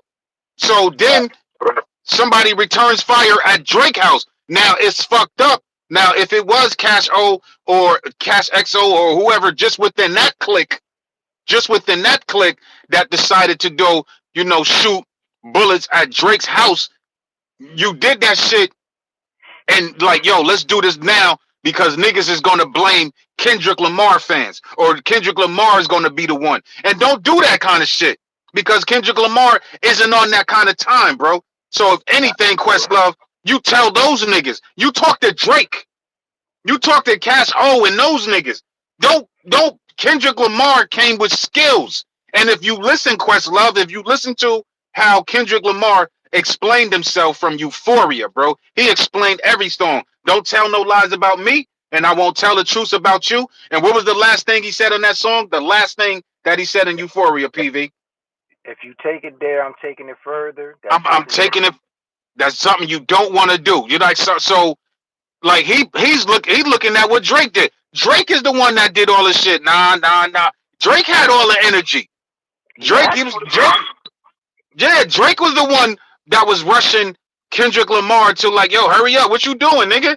Like he tried to pull the back to back. So, and real time in the moment when I'm watching that shit, I'm like, I called you, and I was just like, yo, this nigga Drake told Kendrick Lamar, this nigga better hurry up, and I'm like, oh shit. And you were saying, Kendrick got something coming, and I was just saying like, I didn't really know because this would be, in my opinion, this would be Kendrick Lamar's first battle. I know he was capable of it because a lot of them bars that he left was battle rap material, like not just against Drake, but from the Control verse and rigor mortis and shit like that. So when so I didn't know. I thought I really thought that like that was gonna be like that. Like that's it. Like that was going to be that's it. I was like, I didn't know if Kendrick was going to come. I thought he might just ignore the nigga, and it means nothing to Kendrick Lamar because just knowing how Kendrick Lamar is, he don't give a damn about none of that shit. But then he proved us wrong with Euphoria. 17 Oh, days later, with that, so him and Drake been throwing shots at each other for over a decade for one. I mean, just shots back and forth. All of this started, bro, with the Control verse. On the Control verse, the only sensitive rapper, because he ended up rhyming about it the following year at the BET Awards when he said I had to tuck a sensitive rapper back in his pajama clothes. The only sensitive rapper was Drake. He did that interview. Oh, he's just good at creating a moment. He is talented, but I'm about full bodies of work. Those are some really harsh words, and I just saw Kendrick, and he wasn't on that kind of time. He got sensitive about it. So your man said, everybody else understood the assignment, basically, and he literally said it in the track. I need y'all to raise the bar, because if you get on the track with me, I'm trying to murder you on it. trying to murder every last one of you niggas. Every last one of you niggas on it. That's what he said. J. Cole caught the message. That's why he's even mentioned in this so-called top three. Anytime I get Pat on the Poose, track, Pat anybody, Poose caught it. Pat Poose caught it because he threw shots back. All them Word is dudes, bond. the dudes that understood the assignment raised the bar, and that was the whole idea. We got to raise the consciousness. We got to be the generation or the era that can be able to say like, yo, we did this. We raised the bars. The only sensitive rapper that jumped in it like that was this dude. And yo, listen, man, I feel like arson. I'm about to take every bit of confidence from your conscience. I can't give this dude too much credit, bro. I just can't. I can't. One, put it like this: you in a fight, you in a fight, you call PKR. somebody to fight for you, but then you go back to the school talking about, yeah, yo, I beat homie ass. No, you didn't. Somebody else is fighting your battles. You get what I'm saying? Like, I can't give you credit for writing your raps if somebody else is writing it, bro. Like I've never had somebody come to me as writing for me. I've always been the individual writing for other people. I've written Mm-hmm. material for people's songs before. Nobody. I've been inspired by different ideas. Absolutely. Nobody can ever claim and say that they wrote for me. If anybody can come back down the line and say, yeah, I used to write for Drake, or yeah, this dude borrowed my flow. It's an asterisk next to your name as how great you are in hip hop, because that's one of the foundational things to being an MC. Like we used to call it biting. He would have got his ass fried in the '90s for that. That he wouldn't even he wouldn't be close to where he is right now in the '90s. So he's circling back on the wagons, and this is psychological. This is why Kendrick was able to pick him apart. The Mm-hmm. only thing you don't have, you got the money, you got the fame, and K. Dot said it: money, power, respect. The last one is better. The last one is better. You got the money, you got the power, you don't got the respect. Because these hip hop heads out here is like, nah, bro, we see what you're doing. We can't give you no respect for that, but you want that respect. Yo, these universal morals and laws trump everything, bro. Like respect is earned, and if you didn't earn your right to be respected like that, you can't say you amongst the greatest to that magnitude. Money, yeah. Hits, yeah. Singing to the ladies and all that, absolute. I feel just like the guy. I like Drake with the melodies. I don't like when he acting tough. Like, yeah, be that dude. Lil Wayne told him the same thing in the interview. Yo, rap about being a Canadian, rap about the girls. Don't come down to America rapping like me. Just, talk about your little TV show you did. Be you. We gonna embrace you for being you. We don't care. Niggas used to embrace Will Smith. And Will Smith was one of the Mm-hmm. first people to come on the track saying that he got snuffed by a rapper or something like that. But it was funny. They embraced him for Mm-hmm. being that. So yo, be you. You be cool. So now, like what do you say? Something for all the dogs. Like you've been acting like a dog, now living your purpose. Now all of this Mm-hmm. shit is coming back to smack you. That nigga, listen, man. That nigga Kendrick Lamar psychoanalyzed this dude and broke him down to the smallest fragment, bro. And I'm only saying that because I'm really a person that listens. I separate And that words takes skill. and I actually listen to what people are saying. And that's what I'm saying, bro. I listen to what Drake makes me laugh. He don't make me say, "Oh shit, that was crazy. That was hard." You make me laugh. And that's cool. It's no issue with that. But when I'm listening to Meet the Grams, that nigga came on and said, "Dear Adonis," I dropped the fucking phone like, "Yo, this nigga is about to go in on his son." And the last line is that you don't understand me, but listen to this when you turn my nigga. That this shit is gonna be recorded in history. Your son gonna turn 18 and he gonna see how a nigga ate your spirit out. Man, that's Mm-hmm. diabolical. Think about that for 2 seconds. That's diabolical. That's a fact, bro. That's a fact, bro. Yeah, man, but that's my two pennies on this, man. Questlove and all these other dudes, fam. Unless you was out there championing consciousness the whole time, because I got receipts on this nigga Black Thought too. He ain't as thorough as we thought he was either. It's a dude from Oh Philly, shit. real quick, that used to smoke a lot, and they would be in the studio with him, and he had bars, he had raps. That was the dude that was down with him. Yeah, yeah, you heard the same That was story, bro. Jack. That was Jack. Yeah, that was Jaguar Wrights. Jaguar, Uh, right? she Absolutely. was real close to it, bro. Yeah, so like, man, all these dudes, bro, that ain't been acting real, man. You under universal law. What's done in the dark comes to the light, man. Respect is earned. I'm losing respect for people left and right as conflict occurs, because I love conflict. It reveals who people really are, man. As soon as conflict hits, people show their hand every time. That's what the guy Top Dog was saying. We seen y'all show y'all hand, and we gonna deal with you later. I saw what Gilly the Kid said, what the game said, and just different media heads, man, that really shouldn't even be chiming in, man, because you compromise. You got your hand in the cookie jar. You trying to hold on to your money, but when it comes that point in time where you got to choose morals over money, you better off choosing morals, man, because when you circle the wagon and you start getting smacked in the face with them universal principles, it's gonna hit. It's gonna hit heavy. It's gonna hurt. That's a fact. Yeah. Um, I'm trying to find the genius shit. I don't. I don't.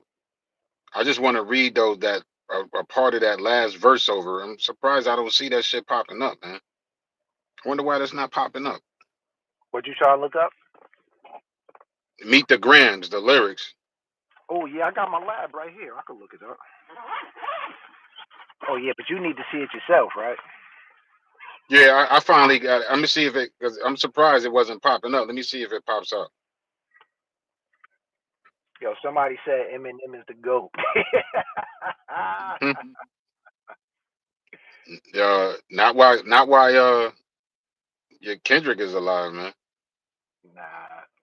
I Not respect Eminem, man. I really do, but yeah, nah. oh Wait here till I got the lyrics. Now, damn, it went too far down. This the part I love this part, and this is skills to me, man. Especially the way come on. Especially the way what he says. I'm gonna try to read it, try to kind of like flow about him. He says, take that mask off. I want to see what's under them achievements. Why believe you? You never gave us nothing to believe in because you lied about your religious views. You lied about your surgery. You lied about your actions and your past tense, and it's all perjury. You lied about your ghost riders. You lied about your crew members. They all pussy. You lied to them. I know. What he say? I know they all got you in them. You lied about your son. You lied about your daughter. You lied about them other kids that's there hoping that they come. You lied about the only artist that can offer some help. Fuck a rap battle. This is a long battle with yourself, bro. So like, you know what I mean? This nigga said, fuck a rap battle. Like, how can a nigga hate this shit, bro? How can you sit here and tell me Questlove that's skills and that's creative and that's a part of a diss record. So when I say that this nigga Questlove is only a year older than me. Like, bro, you can't be an OG and put out this kind of information and just act like you're gonna totally, like somebody had pointed out, I know Questlove is doing his job, but when Jay-Z did the unplug and they did the beat, the Roots were playing the music for the takeover. And Jay-Z has some shit to say in there. You know what I mean? Like, but you can't get on that kind of shit, my nigga, if you're in hip hop and you know what rap. Otherwise, you shouldn't be in hip hop. You should have been a drummer for a funk band. You should have been a drummer for a music group. You shouldn't have been a drummer for a hip hop group, my nigga. Like, if you don't understand what this shit is about and then telling people, we get it. We don't want nobody to die. We don't want nobody to die. You know what I'm saying? We don't want nobody to die. It should be about fucking bars. But don't say that there wasn't no skills involved and putting that shit out there for those who are young who may not be able to comprehend that shit. Like, nah. Like, there's a lot of young motherfuckers who don't know hip hop culture, who don't know hip hop history. You know, a lot of people on here, like, no disrespect, Tupac is my number one, but I got knowledge of the others that came before Tupac, and I can logically explain why I put Tupac above them. You know, I can logically explain that shit. It's not even about Tupac being the better. It's just about me, what captivated me and propelled this dude to my number one spot. But you can't be this little girl walking with a bat. What you about to go do? But you can't be out here as an elder in hip hop, bro. That would be a great contradiction if KRS-One was the one to say that. Like, that would probably be the end of his career if KRS-One came out here and said that shit. If Nas, who's 50 years old, and he said the same shit that Questlove said, how much hate would Nas get for that statement when nigga like, yo, wasn't it just 23 years ago you made Ether, nigga? Now you on this type of time? Now you agree? And that's my nigga right there. You know that's my nigga. But if he said some shit like that, I would lose all respect for him.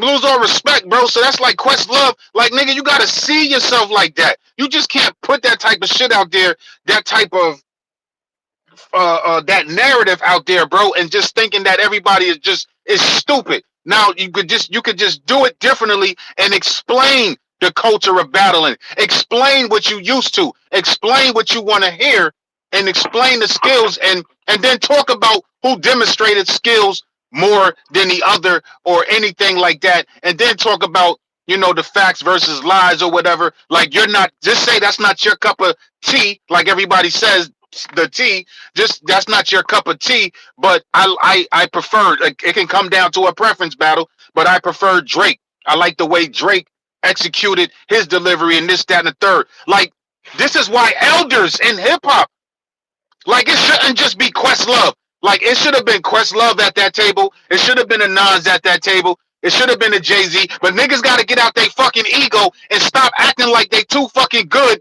to talk hip hop shit. Because niggas can be all day like basketball. Basketball is not our culture, bro. A lot of black people just play that shit very fucking well. You know what I'm saying? But you got everybody who makes an opinion about basketball, bro. From Charles Barkley to retired players to college players to niggas that can't even play ball, but they know the game of basketball and they got a fucking opinion.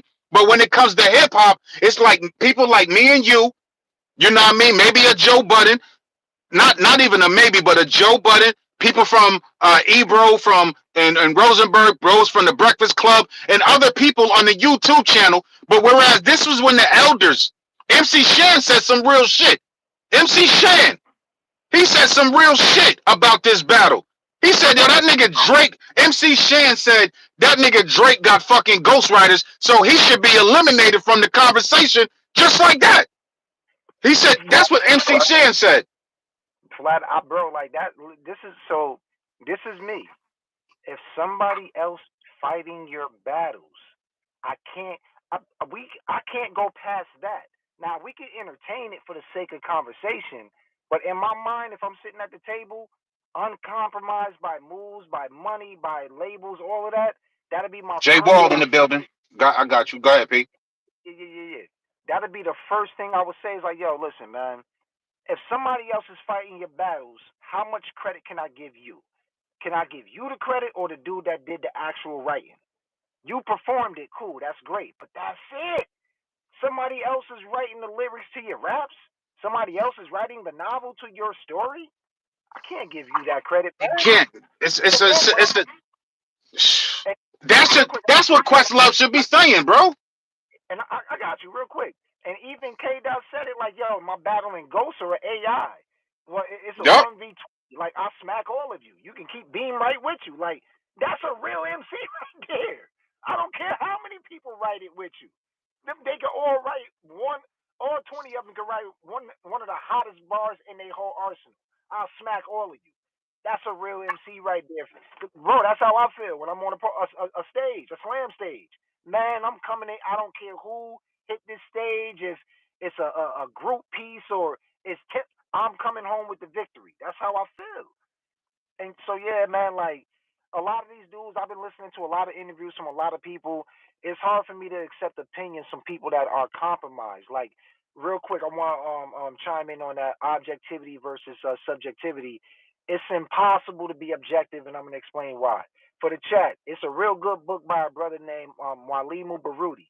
Baruti is a part of the African diaspora. He's an amazing writer. He has many books, but he wrote a book years ago called Your Reason. And I believe it's in chapter 4 where he speaks about objectivity to the melanated mind versus subjectivity. And he said you're always going to lean one way or the other. You can get points for one side or points for this side, but it's always something. You can even break it down mathematically that you like just a little bit more. So for the sake of conversation, objectivity can be present, and I'm literally paraphrasing because that was a whole master class that he taught on objectivity and subjectivity. But it's impossible to not be biased. It's impossible. You can say what you want in front of people, but when you lay down and you got your pillow on the head and you got to be true to yourself, there is a side that you're on. You can like both. Like I heard a lot of people say, I like Kendrick and I like Drake, or I don't like Kendrick and I don't like Drake, but Drake got it because he was spitting like this and it had replayability. Shout out to your man, PKR. He said he don't like both. That's an objective point of view, but subjectively, he sided with Drake. Everybody feels that way. Everybody, no matter who you are. So I said it earlier, like, yo, shout out to you. I respect your opinion. Even though I don't agree with it, I 1000% respect your opinion because that's realistic. You're not going to do this one side or the other, this okay, I'm gonna agree like this. So all these other dudes on these platforms, fam, like a lot of them, I listen close. They compromise. If you don't have your own platform where you're free of somebody taking something from you, like you, I know your platform is not compromised. You're gonna speak your feelings, and you don't give a fuck who got to say what about what. That's real Mm-hmm. thought. That's freedom. That's real freedom of speech, for the most part. You know what I'm saying? Like so, all these other dudes that's in the industry, man, and somebody else owns your station, your radio station, or your syndication, or they own how much you can say on your opinion. I can't rock with you. I love what Prince said when he used to tell people what he used to tell people when they wanted to do songs with him. Yo, Prince, I want to do a song with you. He just hit him with this. You own your masters. If you don't own your masters, I can't do a song with you. That's real because we can't be as authentic as we want to be if somebody owns your masters. Do you own your own likeness? So Mm-hmm. people be chiming in, fam, and they be saying what they're saying, and the rhetoric starts to sound the same after a while. Yo, you just saying that because you're paid opposition. They're telling you to say that. This is what they want you to say. Yo, this is costing us millions and billions of dollars. Questlove, we need you to jump out here and say this. K Dot, we need you to apologize because we believe that you want to be Drake is getting his ass whooped, and we stand to lose too much money. And according to what they said, that's been recorded or documented, he didn't back down. No, I ain't apologizing for shit. I'm gonna watch this shit burn. And he told Mm-hmm. him plenty of times, yo, don't take it there, don't take it there. This could be a friendly fade. You took it there, and he dragged your ass through hell. So now you gotta lay in that bed, man. Oh, but real quick, I And got one more thing I want to say. One more thing, mm-hmm. because on Meet the Grams, this was the killer. He said the skin you living in is compromised in personas. Can't channel your masculine even when standing next to a woman, bro. Damn. My nigga, that you talk about somebody psychoanalyzing a study. This is like Ether, bro. When Nas Mm-hmm. was getting that J, real rap, he Mm-hmm. got directly at you. Fuck all this other shit. I'm gonna talk to you, nigga. You gonna Mm-hmm. go home and be fucked up in the head because now you got to look at yourself in the mirror. This is how I'm Mm-hmm. broke. Psychoanalyze what how you see yourself, but I'm the ugly mirror right now, nigga. I'm the ugly truth. I told you, Mm-hmm. bro. This track, I listened to this a few times, fam. This shit was diabolical. Like, yo, you got to go sit in that, bro. You got to go sit in that. Mm-hmm. Mm-hmm. Mm-hmm. No, that's peace. And PV, we got literally 12 minutes because I'm gonna give it to 10:15 at the max. You know what I mean? But at Gotcha. 10:15, I'm gonna cut this short because I got to get up early. So I just to complete that shit about the Questlove, I just feel like as an elder, bro, as an elder in hip hop, you know, this is where if you was teaching the classroom, you just can't come in and tell the classroom that. You just can't. You know what I mean? You gotta go through the history. My perception is based on inception. So you gotta go to the beginning of why. You know Mm, why this was created, this, that, and the third.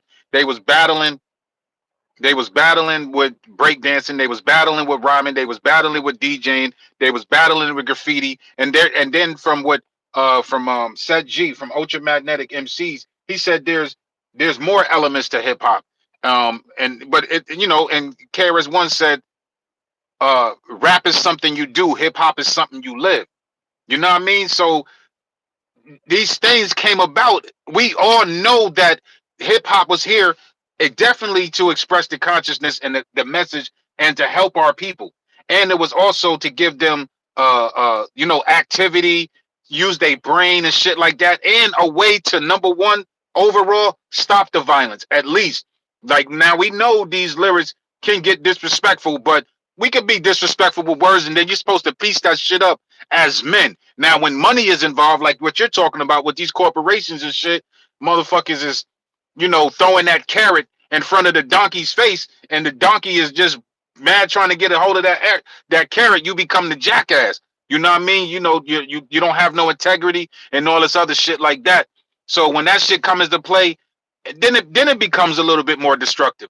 You know what I'm saying? Because we should be more in control of our culture, the business. KRS One said, we done made billions of dollars for other motherfuckers, and we ain't building up shit really. We ain't building up shit, bro. We ain't trying to build up anything. So I would be sitting at the table with Questlove. Like Nas should have been there. I seen a tweet. Jay-Z said this is getting good. That's the only thing he said. You know what I mean? Like more should be said, bro. More should be said. Stop thinking you too fucking good or you got the labels or they telling you to hush. More should be said. This is a point in time where we take whatever's back. So I await Kendrick Lamar's new album. I'm anticipating Kendrick Lamar's new album just to hear what he's going to do next. You know what I'm saying? I don't even know if these songs are going to be on this album. Is that going to be totally separate? Because he don't really need it to sell records. He don't need this at all to sell records. And you know, you know where do we go from here? Because a white teacher said when it came Monday morning, she came into her classrooms. She said last Friday, she said last week, which was a Friday, her children were all Drake. They was Draked out. I saw that. She said she came to school Monday. They was Kendrick Lamar out. What did Kendrick Lamar do on Not Like Us? It's not just a club banger, but he broke down the Atlanta shit and he gave them a way to talk about history without that shit sounding boring. That's why a lot of our kids don't learn. You know what I'm saying? This is what Tupac would give a message out. KRS One, Chuck D, like that's what hip hop is here. Like we'll teach you when that shit is not boring, and we'll give you a way that you can comprehend it and get these kids in tune. So for all them kids that came into that classroom who were inspired by this battle quest, love, you know what I mean? This is one to grow on for them. And that changed their life, evidently, because they was draked out Friday and then they became Kendrick fans this day. And the onus is still on Kendrick. And this last thing right here, PV, I'm going to pass it back to you. We got 7 minutes. This is why Kendrick Lamar, boy, I wish I was popular enough or I knew that dude. That's why you got to make a video for Not Like Us. You have to at this point in time. A video for Not Like Us is important to the culture. Now, I know it's a fun fucking record, but what he's saying on there, whoo! He's saying the shit he's saying on that motherfucking shit is crazy. But you put that kind of shit in there, like I don't want Drake to get. If Drake ain't really no pedal, if he ain't really no pedal like that, I don't want Drake to get physically attacked for that shit. But handle it, learn from that shit, nigga. Like learn because you don't know it. You don't have knowledge of self. It's evident. It's evident. You don't have knowledge of self, and you need to start listening to people like Kendrick Lamar. You know what I mean? You need to. This is some humble shit. You can't go back out here now, fronting like you on some gangster shit, nigga. We don't believe you. You need more people type shit. So Kendrick has to make a video. No, he don't have to, but I really wish he did. And when it gets to that part when he talks about Atlanta and slavery and all this other shit, and he breaks down, you're not a colleague, you're a fucking colonizer. Like the using of people. You know, it's then even when Drake used his mother to say, don't start don't start your song off with nigga. Like that's not cool. And then you talking about you rapping to save the slaves. Like, come on, bro. It was cool in the moment. At that moment, as a battle rap fan, I'm like, oh, but as soon as it registered, I was like, man, come on, bro. Come on, bro. Right there, right? So this is what I'm saying. And we got 6 minutes. It's on you. Heard you. I separate words from music. When you flowing and you got a beat, the beat is the vessel, right? The beat is literally, the beat in most instances makes shit go right over your head. Now, when you take that beat away and you gotta listen, I promise you, 9 out of 10 people that heard the ones that had to sit in class and listen to this slave narrative bullshit, you would have heard that and been like, yo, who the fuck? You're not the one that can say some shit like that. A Nickey Black could get away with that. A Poetyc Visionz could get away with that. Nas, KRS One, they could probably get away with some shit like that. Saying it because we're gonna flip it in a way where it's gonna be receivable. A dude that's still a guest to this culture, okay, your dad is black. You know what I'm saying? You got some melanin in you by virtue of that. But he was never talking about color to begin with. This wasn't a colorism conversation and how they flipped it. And he came back with the history lesson on Atlanta because he was trying to teach you culture.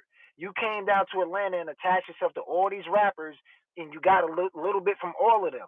You're not a colleague, you're a colonizer. And then he showed you how. That's psychological. So being black is being black, man. Being for the culture is psychology. It's you black biologically and psychologically. Psychologically, you never identified with the culture. You've only got down with black folks when it benefited you. So again, bro, like I'm hard to impress. I've never really given this dude like credit like that. I've given him flowers for different songs that sounded good, but I watch your movement along the way, man. And when I had to look at you and Kendrick Lamar or J. Cole, for example, he's the middle child, right? His mom is half white. Have we ever questioned this brother's allegiance to the culture? Never even Nope. a thought, because we follow his pattern. We know what he's talking about. We know what direction he's going in. It wouldn't have mattered if he ever hit the GOAT status or was on top or not. This is what he's been expressing and explaining for the culture. This is who he is. That's how he identifies. We never say anything about that. And it ain't just these dudes. There's other dudes in hip hop that's half and half. Like I know they probably had a lot of stuff to say about Kid and Play, because they was looked at as like the first gimmick or what have you. But them dudes have some real shit that they went through together. They staples in this hip hop thing. We all love them in House Party and Class Act and all of that. Play, he actually has an actual background where he could talk about that gunplay shit if he want. A lot of dudes in his era, they can't even mention none of that. He really been through some shit like that. You get what I'm saying? So Mm-hmm. cultural, man. And when K Dot did, how like why I said real quick, this will be my last statement. Why I said I'm gonna end it how I started it. Why I said Not Like That was such a masterpiece. He took it back to L.A. culture, fam. And when you had to draw a comparison, and this is why Drake couldn't respond and why the other shit fell flat. Toronto doesn't have. I don't know what a Toronto rapper sounds like. If a nigga started rapping and he said he was from Toronto, I wouldn't know. Because when anybody else comes into this culture, they're all trying to attach themselves to sound like somebody from this culture. 21 Savage. I never knew this dude was from London. I thought he was from Atlanta because he sounded like an Atlanta rapper. You get what I'm saying? If I had to listen Mm-hmm. to where he comes from, and the Brit, shout out to Slick Rick, he had his own flow. He was fire. He was dope. But most people, when they come to this culture, they acquiesce to the culture, and that's how he closed it out, bro. That was it. All right, and that's a big fact. And I want to shout out, PKR. PKR said I might stop commenting on things from now on and kick back and watch everyone else. Nah, you entitled to your opinion, bro. Like I don't Bro? think nobody's. You can hear me?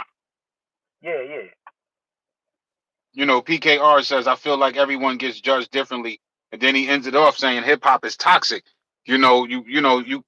I don't know why you would say hip hop is toxic when we're talking about is why the culture was created. It was created to get rid of the toxicness that existed within the urban community. So it's not toxic, and it became toxic once, like I said, once they started dangling that carrot in front of a lot of black people's eyes, and just making we didn't make the right kind of money off this shit. I think that was going to help our communities.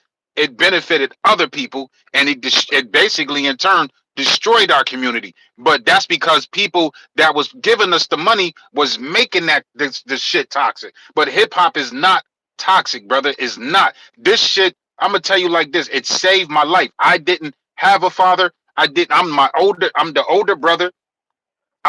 If it wasn't for people like Rakim, KRS-One, Big Daddy Kane, etc., and definitely Tupac. If it wasn't for them, I don't know where the hell would I would be in life today. You know what I'm saying? Like, I don't just mentally. And Chuck D, Chubb Rock, the list goes on. Brand Nubian, just mentally, consciously. I don't know where would I be today without hip hop. Like somebody said earlier, K Dot made it edutainment. KRS-One started that word edutainment. KRS-One was educating. It's been a lot of educating going on in hip hop. It's not. You're entitled to that opinion, but I'm just here to tell you it's not toxic. You know what I mean? Don't stop commenting. Do what you got to do and shit like that. And PV, I just wanted to say this, like, salute to everybody. There's too many people here in the chat. Degenerate, Joseph, PKR, J Wall. Yo, J Wall, I definitely got the Cash App video. It's coming soon, brother. You know what I mean? I'm coming. I ain't forget you. Lionheart, LaQuasha was in the building. She's my moderator. She lived down in Georgia. Rodney Higgins. Who else? I say Joseph Strohorn already. Jay Drix was in the building. And Jay was in the building. Yo, salute to everybody that came. And yo, PV, we definitely got to do this again, bro. You was definitely a great addition. This is my first time ever doing a live with somebody else on the live with me. You know what I'm saying? And I definitely appreciate you, doing this live with me tonight. Yo, just shout your credentials out. Can you hear me? You can't hear me? What the hell happened?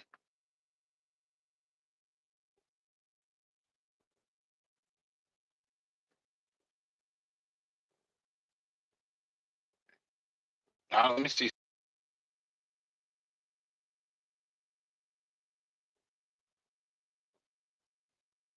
I don't, damn.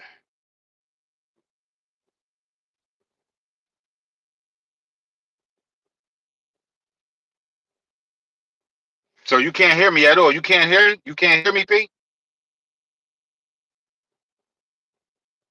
I don't know what the fuck happened. But all right then, yo, I'm gonna call you. I'm gonna call you, bro. I'm gonna call you. All right, y'all.